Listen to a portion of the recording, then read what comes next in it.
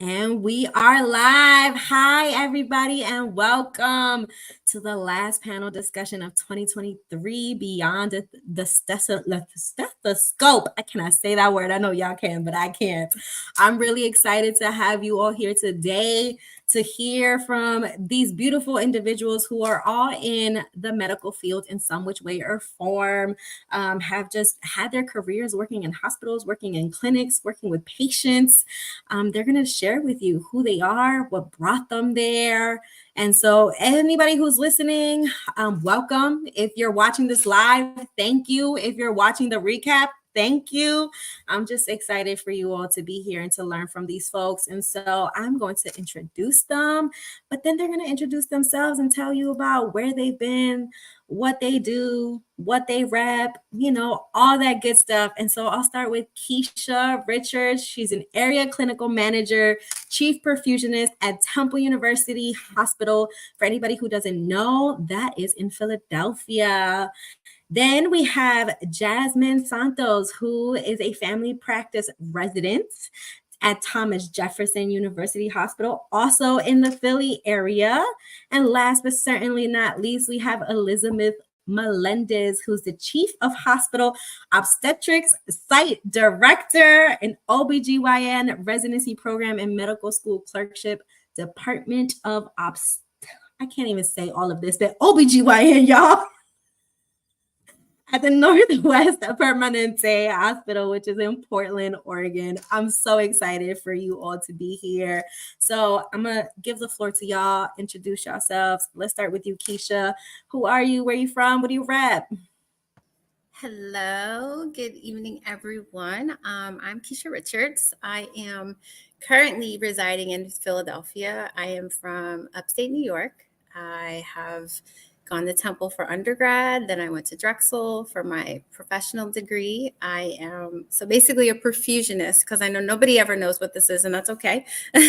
Perfusionist, we work the heart and lung machine in open heart surgeries. So I do that. I do heart transplants, lung transplants, liver transplants.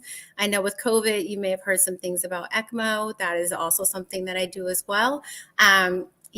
I love what I do. I have a husband. I have beautiful children. Love spending time with my amazing friends and loved ones and things like that. So that's pretty much me in a nutshell. I love it. Thank you. Jasmine, who are you? What do you rep? What do you do? Hi, everybody. I'm Jasmine. I'm a third-year family medicine resident at Thomas Jefferson University Hospital in Philadelphia. I was born and raised in Philly, so super excited. Went to medical school up in Scranton, PA, which is in the mountains, and I was super excited to match in Philadelphia for residency, be closer to family. I'm a brand new auntie. My sister just had a baby 2 months ago, so it's been amazing to be close to family and get to see little baby girl grow. Other things, I'm interested in working in underserved communities and part of the National Health Service Corps scholarship. So I'm looking forward to hopefully finding a job next semester, and I graduate from residency in June of 2024. So looking forward to kind of like the next steps in my career. Overall, love to travel on the time I get off to travel. Just came back from Rhode Island this weekend, planning an away elective in Columbia in January. So it's really cool that I get to incorporate both my work and my travel passions together. Other things about me, just got married in May in the Dominican Republic. So that was amazing. And yeah, just loving having a partner and getting to travel and do fun things together. I love it. Sending you all the good vibes. Thank you. And last but not least, Liz, who are you? What do you rep? What do you do? Tell us about you. Hi, everybody. I'm so excited to be here. What I have in common with these lovely ladies is I did my undergraduate work at the University of Pennsylvania in Philadelphia, joined a sorority that these lovely women are also joined much later than me, but still. Did undergrad in Philadelphia. I did my medical school and residency in Houston, Texas. I'm originally from Texas, so just went back home for that. I have had the honor of working in Houston, Dallas, and Philadelphia, serving those communities in all things related to maternal care. And now I am in Portland, Oregon, and I am here with my husband, who is also a physician, and my two sons, who are 12 and 14 years old. And essentially, my life now revolves around driving them to all of their activities when I'm not at work. With work, I get to do the things that I'm passionate about, which is really serving communities that are usually marginalized, and also teaching the next generation of medical providers to understand and recognize how to care for those communities. So I'm really happy to continue doing that work, and I'm happy to share that experience here with everyone tonight. I love it. And I love that we have such a wide range of perspectives, from where you're from, where you studied, what you studied, and also where you are in your careers. So thank you all for joining us. For all of you who are in the audience, feel free to drop in the comments where you're tuning in from. If there's anything specific that you want to learn from these lovely folks, any specific questions, anything like that, I am going to ask them some questions. They're going to tell you about their journeys. They're going to tell you a bit about what they do for work in just a more detailed and in-depth manner. But we also just want to make sure that you are able to ask what you want to ask. So feel free to drop that in the comments. So I'm going to start with you, Liz. What motivated you to pursue a career in medicine, and how have your experiences shaped your perspective on healthcare? Well, I grew up in, my background is Mexican American. I grew up in Houston, and then later on in my youth in South Texas, on the border in McAllen, Texas. And one of the things that struck me was the idea that many of my cousins and friends at school were getting pregnant as teenagers. My own mom was a pregnant teen, and I am the result of a teen pregnancy. And I just remember thinking, like, why does it have to be like that? Why can't we engage in care that would prevent that? Certainly, if that's a choice and people want that for themselves, great. But I really wanted to understand why we didn't have resources available to these young women that could prevent that from happening. And instead, what was being taught was just don't have sex, which was not really realistic. And so that's sort of where's my initial interest. I went to undergrad thinking that I wanted to do medical school, and found out quickly that I really struggled with science and math early on in my undergraduate career. So I had to take a little bit of a circuitous path. I ended up really excelling in English. And so I majored in English and women's studies, but still had that drive to attend med school. So I did a post-baccalaureate program, which is an extra year of study to do the prerequisites for medical school. I did all of that at Penn, and then applied for medical school and got in, and was able to go to my first choice of school. So in spite of those early hurdles, was able to sort of persevere and get through it, and really haven't looked back since. So that's maybe too long of a response to your question, but that's sort of where it all started. No, that's perfect. And I think it just shows, right? Our trajectories are based not only just on our interests, but our experiences. And sometimes what we think we want, we see it happening in one which way or form, and then something gets thrown at us and we have to jump some hurdles. But like, if it's what you want and you're gonna go for it, you're gonna find a way. So I love that. Keisha, same question. What motivated you to pursue a career in medicine? So I was that kid who was fascinated with the body, period. I loved everything about it. I thought it was like one of the most amazing things that was ever created.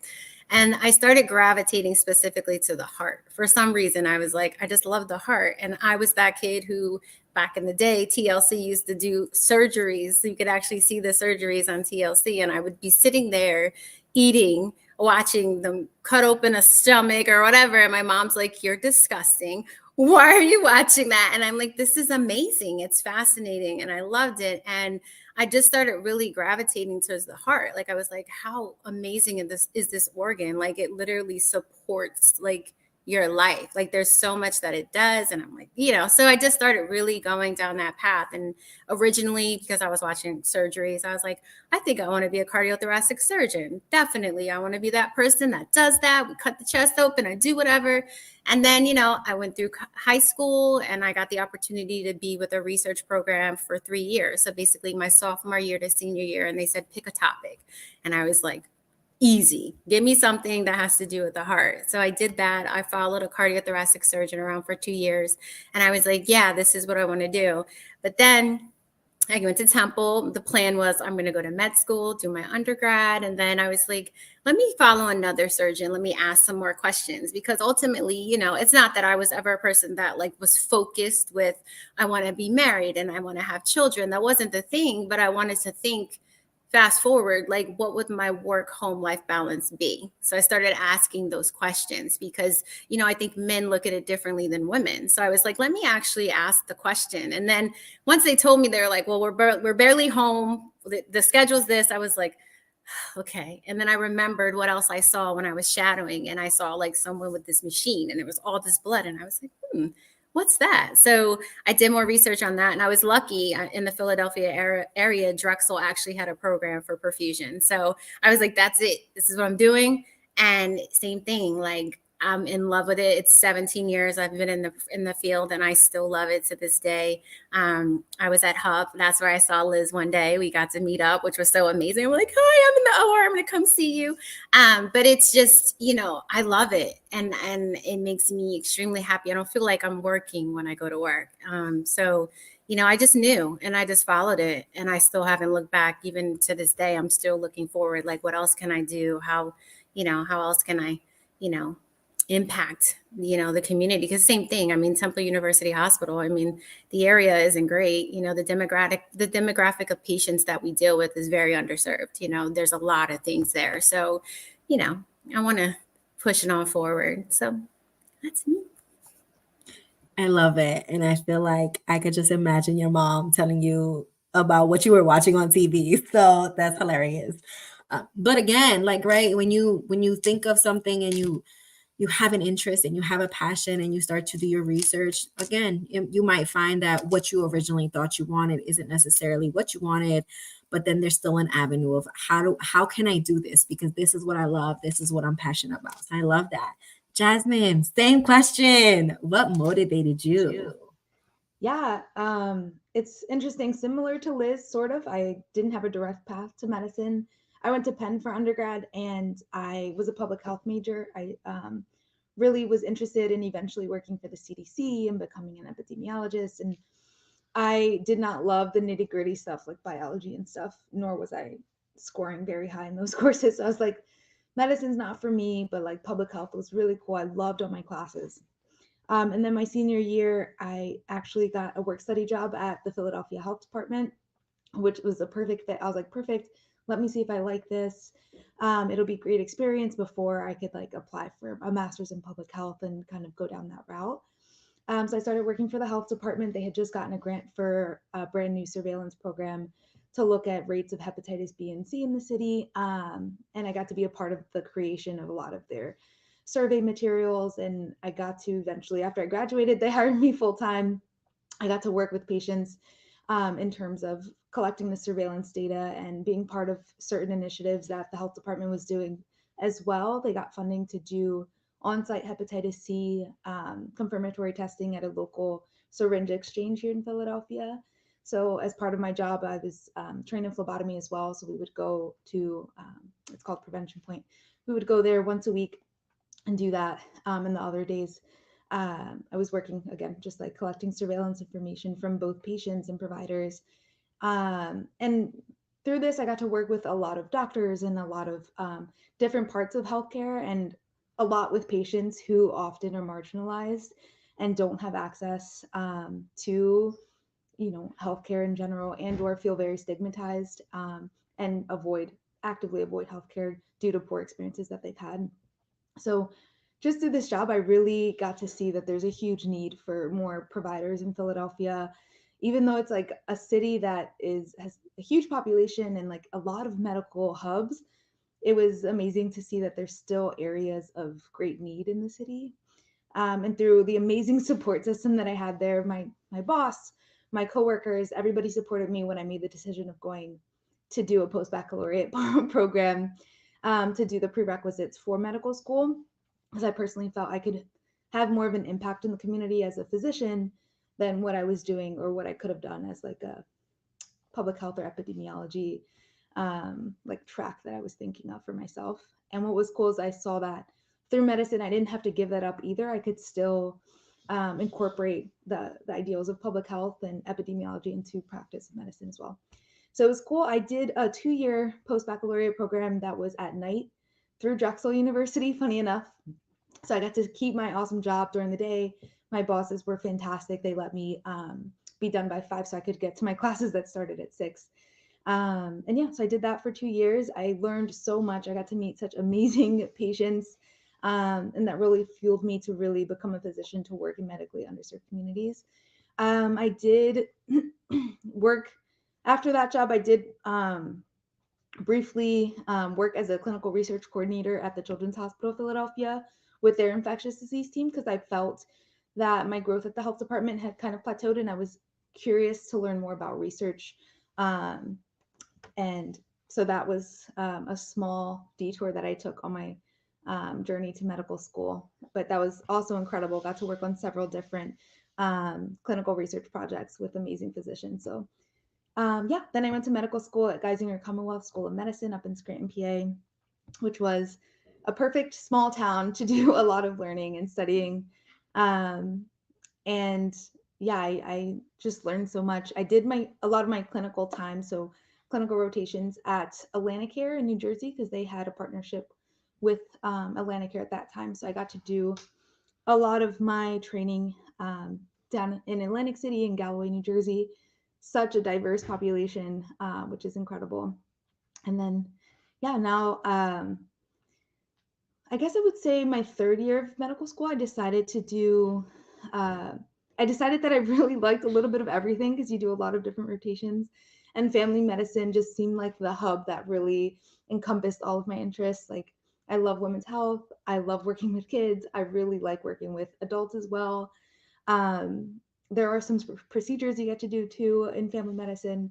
So it seemed very much like a build your own career kind of path, with, similar to Keisha, like a good work-life balance where you're not always trapped at work. You can really kind of build your career to find that balance of family and work and fun. So yeah, that's kind of how I got into family medicine. And I can't believe I've already been in this program for 3 years, and looking forward to kind of the next steps in becoming and attending and learning even more and giving back to the community. No, So I love long-winded that. way of saying, yes, family medicine is great. I love that. And I feel like of all the folks on this call, like I definitely saw Jasmine's journey within the medical field of her saying, I'm not going to med school. I'm going to get my master's in public health, and then going into the public health like world, and then saying, no, I'm going to med school, and how do I get this done? And so again, sometimes obstacles come about, sometimes challenges, pop up. That's life all the time. And we figure out like, if this is something we really want to do, like how can we make it happen? And you all kind of mentioned certain things like, knowing what you're good at, right? What are your strengths, and pursuing that, but then also knowing your support system and your community, but then also like what you're passionate about and what are you willing to do in order to pursue that. So we've talked about some of the hurdles you've already had to overcome in order to get to where you are. So sticking to that theme in your medical journey, and like, have you encountered any specific challenges or obstacles that you've had to overcome? And that's past your studies, right? Let's talk about like your actual career, the work that you're doing, and how did you navigate those challenges? And I'll get started with Keisha. So my challenge is actually pretty new. I've bounced between like two different hospitals in Philadelphia. That's basically where I've practiced. So the Penn Health System and then Temple University Hospital. And I've been at Temple now for 10 years. So 2 years ago, I was already the assistant chief for Temple. I was the chief at Jeans. I was already in those roles, in those positions. I had a manager who, he presented with some challenges. He made things a little bit difficult at times. Well, he decided to ultimately, resign and go somewhere else. And I was next up. And I applied, I interviewed, I got it. And then 4 months later, my whole team left. So I went from a team of 9 to a team of 3. And I started, enlisting per diem help, PRNs. Clearly, I was working a whole lot, and just pushing through. You got to make this work. We happen to be a contract company that's within the Temple Health System, so contract renewal was coming up.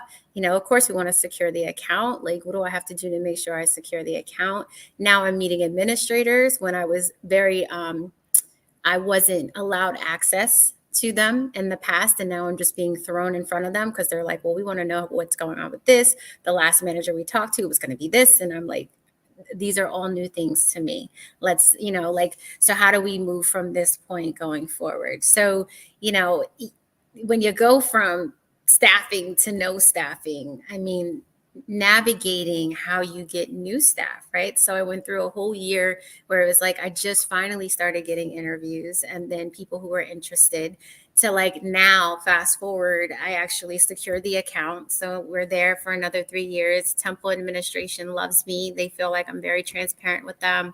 I'm fully staffed now. All of my staff is certified. So, it's that light at the end of the tunnel, but it was definitely a moment where, there behind the scenes, there were people definitely trying to aid in me falling, right? Not providing support, trying to do all types of things. And, also being in a position that I'm in, you can start with, I'm a woman, right? It's always been a male in this position. And now here comes this woman. And ultimately, here comes this little Black woman, right? And there's all those challenges that come with that. So you have to be very confident in your abilities. And you have to be, very direct and concise on this is what it is. This is how this works. I can show you this. It's like, you have to be that much better for them to actually really listen to you and trust you. And it was definitely a difficult time. I mean, thank God my kids are understanding. My husband, bless him, has been able to endure, but it was definitely a challenge, but in my mind, I'm like, failure is not an option. I'm great at what I do. I know I'm good at what I do. This is just something else that I have to figure out. And, I can pull tools from different people and experiences and figure out how to make this work. And, I did it. I'm smiling. But definitely, I mean, that's definitely been the biggest hurdle in my profession to date. So. Absolutely. And I can only imagine in the medical field in general, right? Like change management and just administration, and all those challenges that occur. So kudos to you. And yes, you're doing it. You're doing it. Liz, same question. Any specific challenges or obstacles you've had to overcome? So I was just doing the math. I've been done with my training for 18 years. So I've been in practice for 18 years. And as you can imagine, you accumulate a lot of baggage over that time period. Early on in my career, my biggest hurdle was really convincing patients that I was the doctor, convincing other doctors that I was the doctor. In the care, there was always the question of, can you call the doctor? And the assumption that I was the nurse. A couple of times I was the housekeeper. So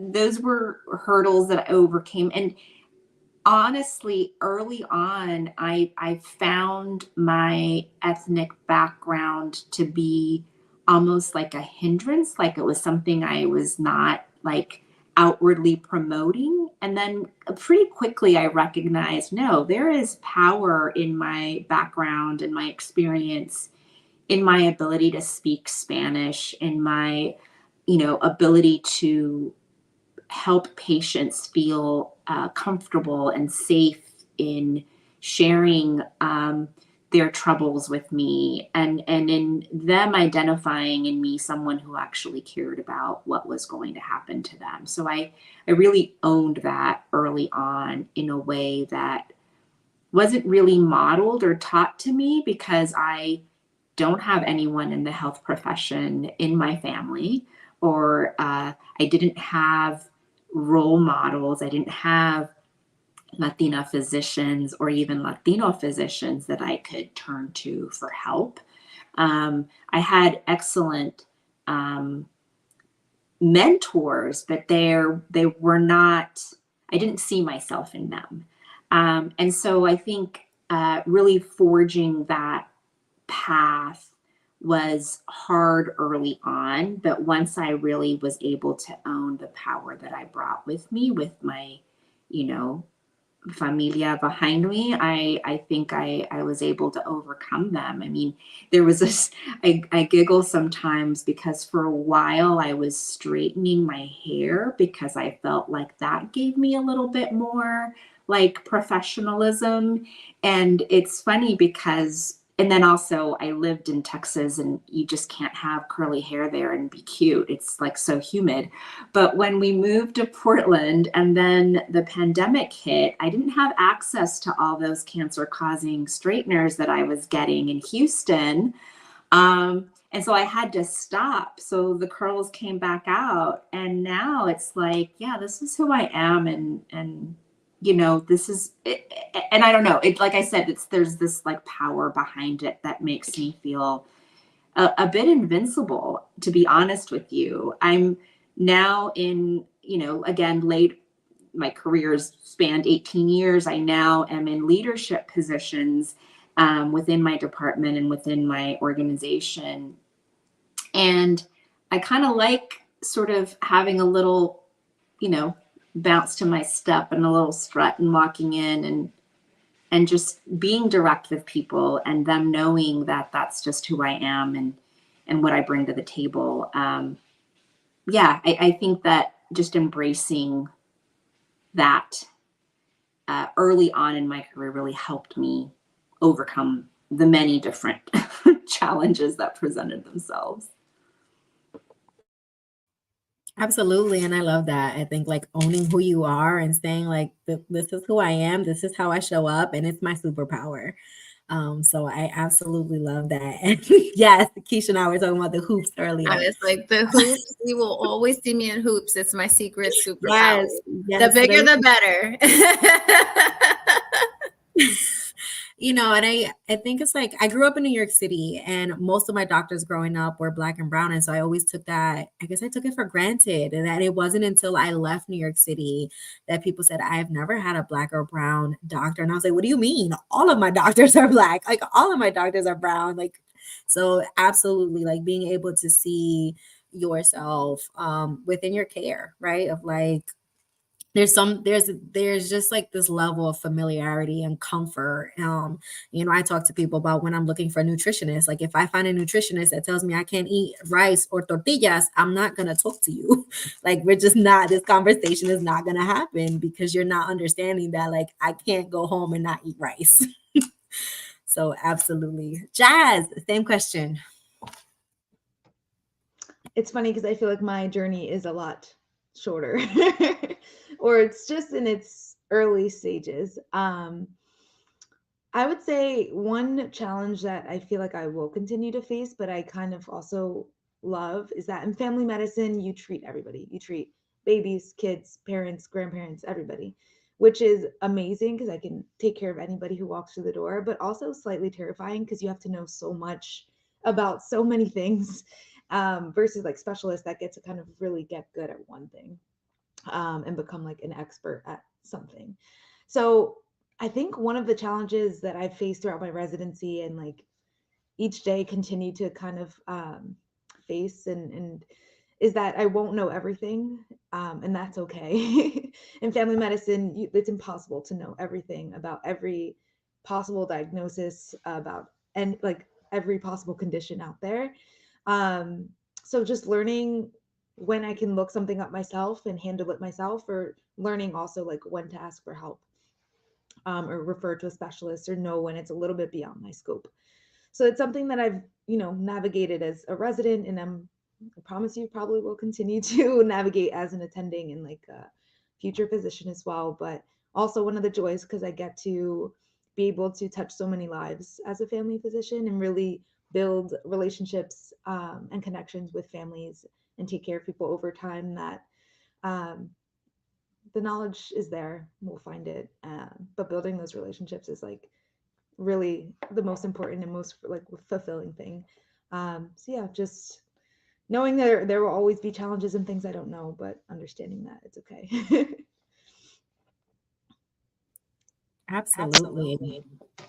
I think I know for me, when I think of doctors or I think of medical providers, like I just assume y'all know so much, right? Because y'all do. Y'all know a lot of things that I don't. Like I can't even pronounce certain words. Y'all out here spitting words. I'm like, well, I'm gonna have to Google that later because I have no idea what they're talking about. But at the same time, you know, there's just so much knowledge out there, right? And there's always things that are happening and occurring. So being able to say, like, I don't know everything, but I'm willing to work with you and collaborate with you to figure out what's happening, right? Like, I think that's the important part. And this part of like swallowing your pride, right? And letting go of your ego and saying, nope, I am smart. Like I got through this education and I've gotten through this career, but at the same time, like everything that exists does not exist in here. So for sure.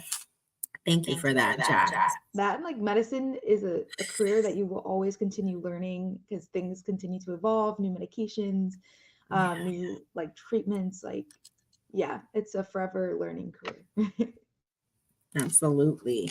And Jazz, I'm gonna start with you for this next question, but can you discuss a specific medical innovation or project that you've been involved in that you particularly are proud of and how it impacted patient care? Yeah, this is awesome. One thing that I really loved about Jefferson's family medicine program is that they have something called areas of concentration, which is not a common thing across residencies. But I really loved it because it allocates time during residency for you to pursue something that you're interested in. So there's a lot of different potential paths. I chose to do my area of concentration in Latinx health. So working with a lot of Spanish speaking communities, Latino, Latinx patients. And I got to be involved in a project where we looked at advanced care planning. So in the Latino community, talking about death and dying and end of life wishes is often very taboo. So I got to do this research project with several medical students where we one did a literature review to find out more about what has been done in terms of educating patients, especially Latinx patients, about advanced care planning. And then we also did a survey of our clinic in terms of um, what patients' perceptions are, if they're satisfied with the advanced care planning guidance they've gotten from their primary care physician. So it was really interesting to kind of analyze those results and see kind of where our clinic stood with advanced care planning. And surprisingly, like a lot of people have a basic understanding of what advanced care planning is, advanced directives, living wills, and things like that. And we learned that a lot of people trust their providers to have these conversations together. But there's still like huge gaps in patients feeling comfortable and confident in like completing these documents, and submitting these documents for them to be formally uploaded into the patient's chart so it can be utilized in times of need, like if they're hospitalized, things like that. So it was really eye-opening. I got to learn a lot about different just like cultural things at play, amongst the Latinx patients, cultural beliefs, and how some patients just believe it's like God's will of what will happen, and that kind of deters them from completing some of these documents and things like that. So it's been really, really interesting, and we're hoping to kind of do a little bit more in terms of implementing like educational resources for patients in our clinic, especially in Spanish, to help increase knowledge and kind of close this gap on advanced care planning completion rates and things like that. So it's been cool. And working with med students and the palliative care team has been really awesome as well. I love that. And I think it's so important. I feel like as a lot of my friends who have parents who are getting older, we're talking about that all the time. Like, have decisions already been made? Like, I know for me, my mom has it all written down on paper. Like, if she wants to be unplugged, if she wants to be, stay on life support for a certain amount of time, if she wants the like with DNR, like whatever, like everything is written down, because she said like she just doesn't want my brother and I to have to make those decisions, right? Especially if we have differing opinions on what should be done.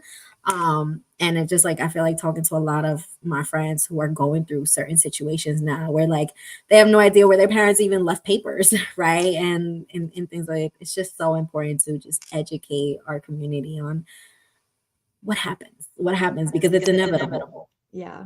And it's like some of the literature we found is that folks who don't have these conversations are getting a lot of expensive and like life sustaining measures that may or may not have been wanted. But families, like you said, if they haven't had the conversations, like it's difficult when you see a loved one towards the end of life, and it's having these discussions early with family, also primary care providers, is like super helpful to make sure patients, have appropriate care towards the end of life. No, absolutely. Thank you for sharing that. Liz, same question. Yeah, so I guess my most recent project. So as chief of our obstetric care in the hospital system, we do a lot of patient safety and quality work to just really improve the outcomes for our patients delivering in the hospital setting. And the most recent one has really centered around reducing the rates of hemorrhage or excessive blood loss at the time of birth.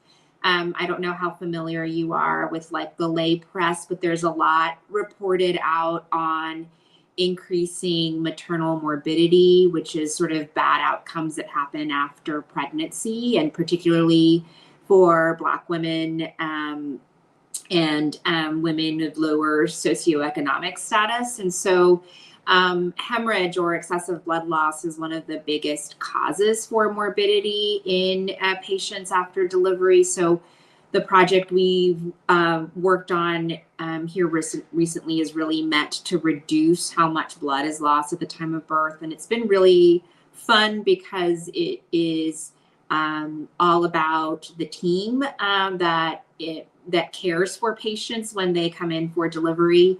And so everyone has really played a part in our reduction efforts. So our anesthesiology members, our nurses, our physicians, our midwives, residents, medical students, everyone really has played a part in helping reduce that. So, early recognition, early identification of risk factors for patients who might lose more blood than others, and really initiating those preventative measures and treatment measures sooner rather than later.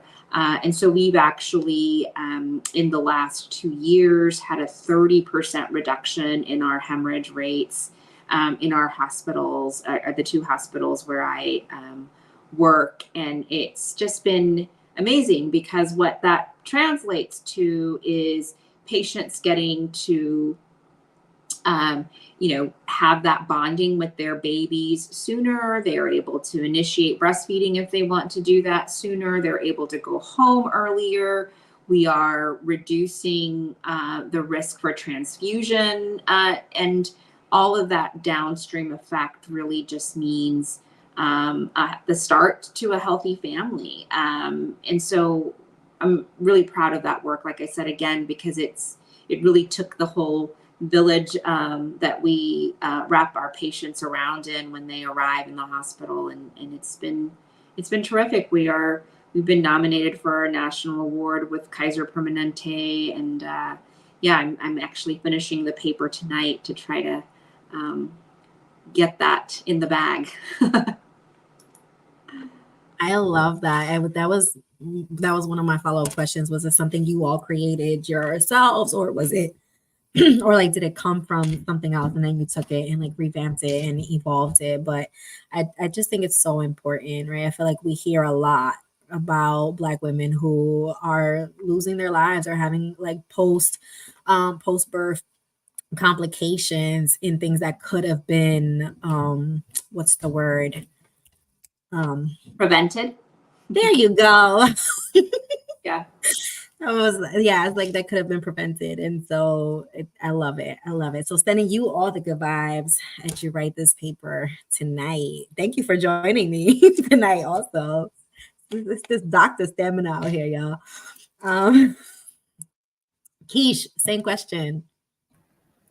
So mine is a little more detailed. So I'm going to break it down. So I was mentioning earlier that I also work with ECMO. So ECMO is extracorporeal circulatory support. So basically what that is there's a machine. It's a small little portable machine that drains blood from one area of your body, takes it in, oxygenates it, and returns it to another part of your body.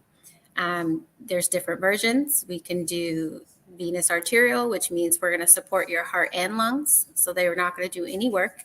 We're going to do all the work just so your lungs and your organs can recover.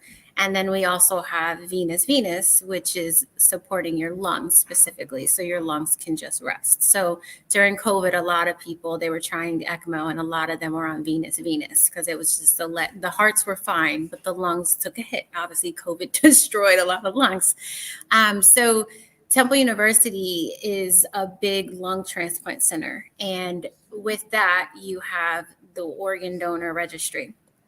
And we have a lot of people who needed lung transplants. And specifically within the area, there's multiple hospitals that do transplants. Everyone has their niche, right? And Temple has a very specific one. Our patients tend to be older. They may not get 2 lungs. They may just get 1 lung.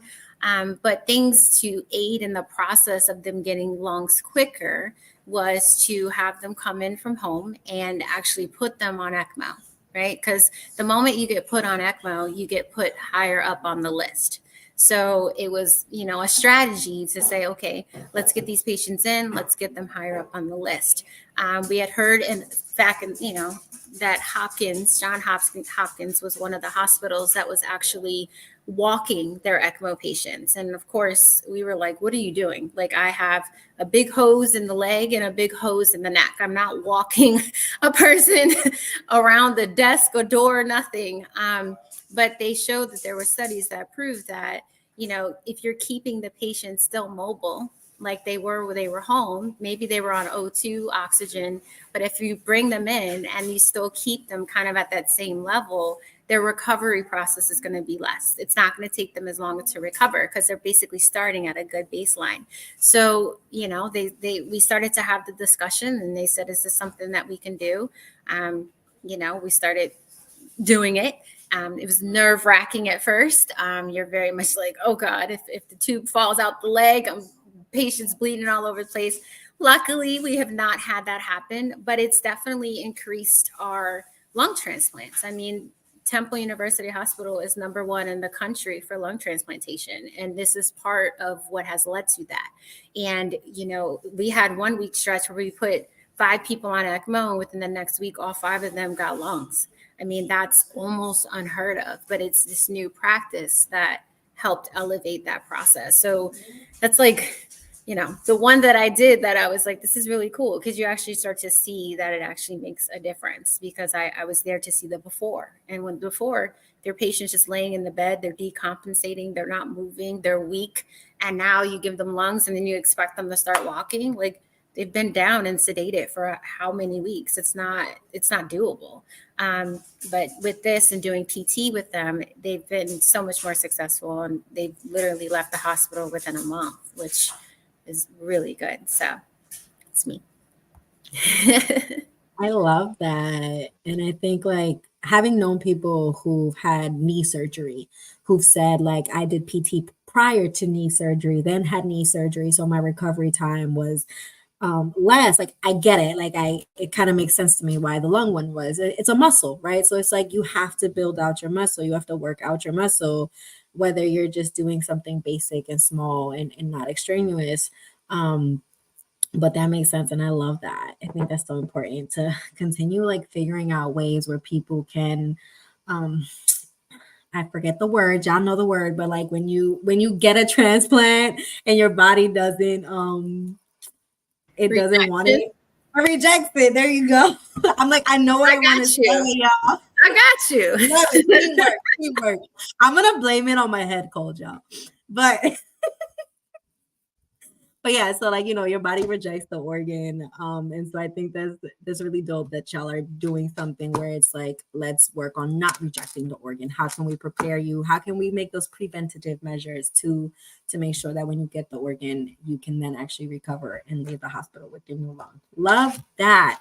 Before I go into my next question, for anybody who's in the audience, if there's anything you want to know, anything you are interested in, feel free to drop that in the chat. If not, I will absolutely go into my next question. We're going to get past the medical stuff. Let's go into like who we are as people, right? Because your careers aren't the only thing that you are or that you do. You all also have families and hobbies and interests outside of that. So tell our audience about that. And I'll start with you, Keish. Anything specific that you like to do, that you're interested in, that you engage in outside of like your medical work? So I am addicted to DIY. If you allow me to, I will redo my whole house by myself, um, however long it takes. I have a tool bag that has a drill, a saw, a circulator saw. I am serious about that. But the funny thing is, like, I'm a very creative person at heart, right? Like, I love arts and I love crafts, and it's something about like making something and putting your hands to it that is just like, it's relaxing for me. So in my crazy work, I will still stay up. And I literally just did this. I redid my daughter's bathroom. I was up, I redid the floors, I put up wallpaper, and I felt so relaxed. But I absolutely love DIY stuff. Like, I'm the happiest person in the world if you say, let's build something, let's paint something. Like, I'm here for it. So that's like my biggest activity I love to do. And then obviously spending time with my children. They're at a fun age now. My daughter's 9, my son is 14. I don't want my daughter to grow up. I think she's the most amazing, sweetest person in the world.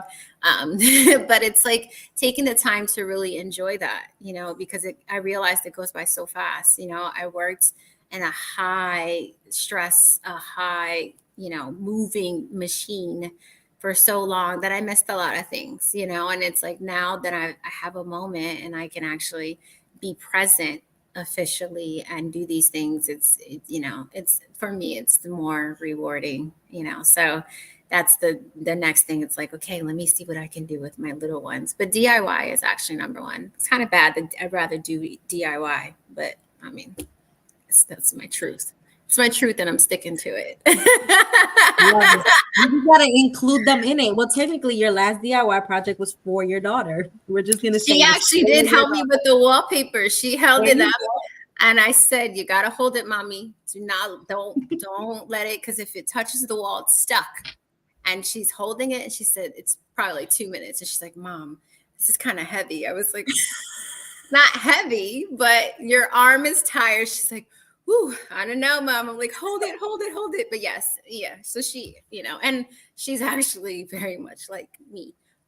So she's using power tools already. I mean, look, I love it. we're gonna be strong women that do it all. I absolutely love it. And I can attest to the fact that Keisha's always doing something in her house, because I feel like every time I'm into her house, I'm like, this is new.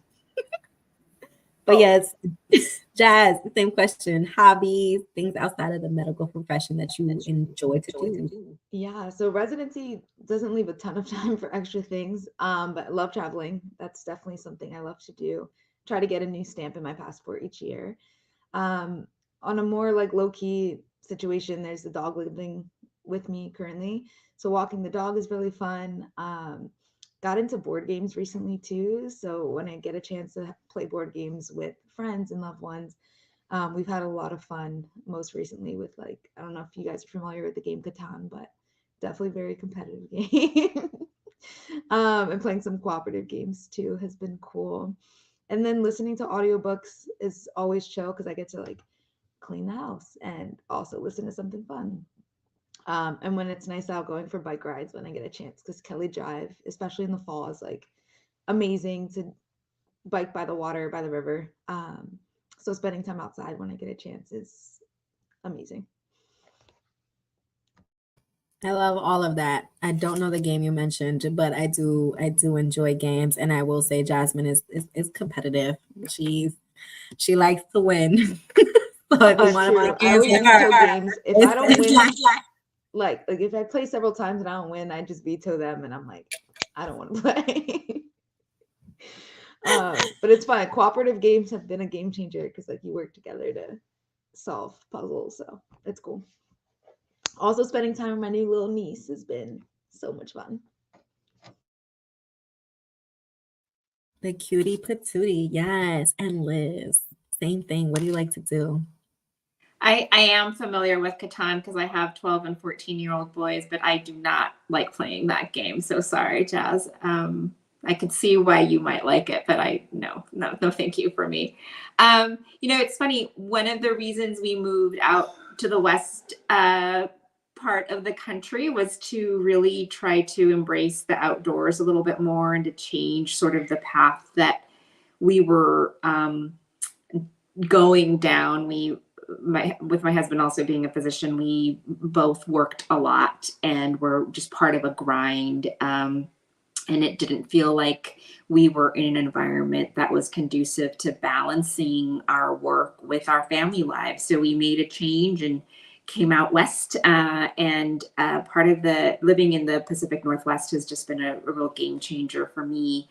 I think there's like a little meme that says like my idea of outdoors is like a cocktail in the patio or something like that. And that was me before we moved here. I really had not engaged in any kind of outdoor activity. And you really just can't get away from it here. It's just gorgeous.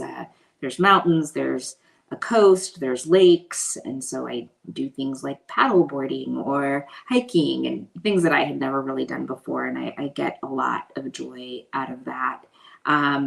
I love all things Peloton. It's a little bit of a cult for me. Unfortunately, I rage on the bike and on the treadmill, kind of like all the people that I am really not happy with. I sort of like scream out when I'm on the bike.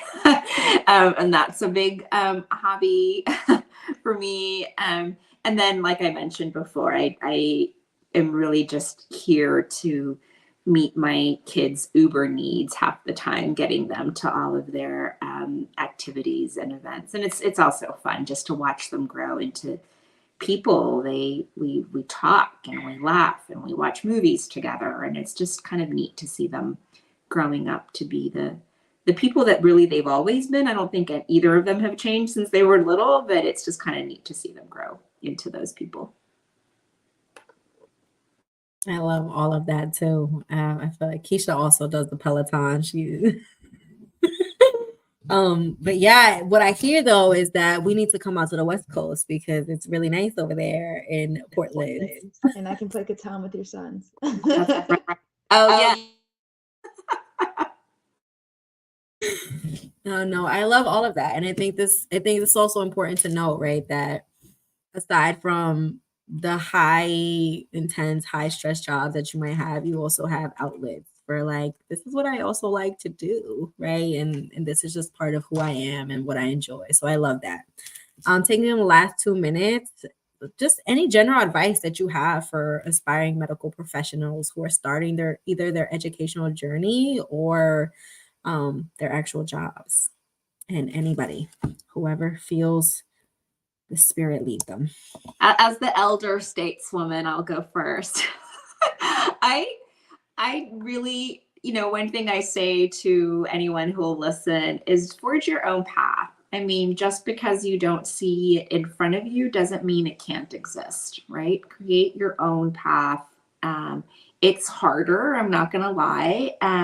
But the experience of creating that path just makes you stronger. And really, once you get to that place, pay it forward, lend a hand down the line to the person coming behind you, so that when it's your turn to be cared for, you're being cared for by someone that is compassionate and in it for the right reasons.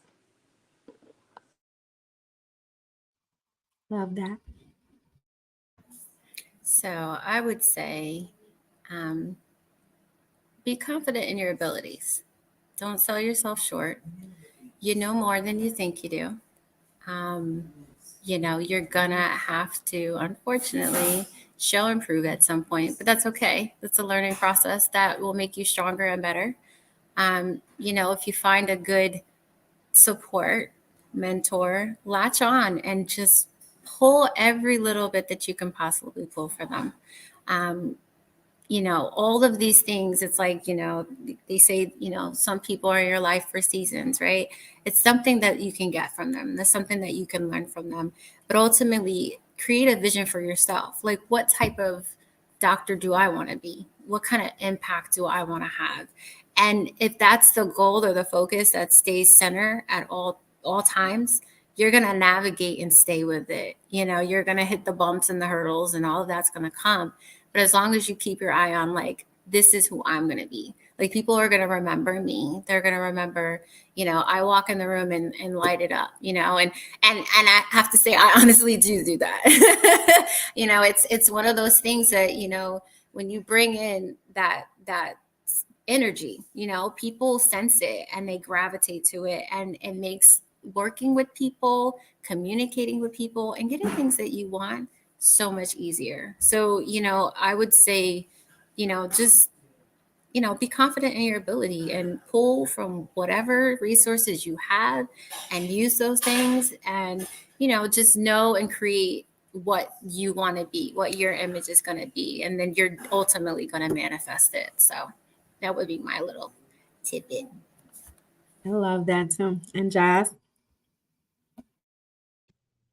Yeah, I would say just don't stop dreaming. If you think it, you can do it.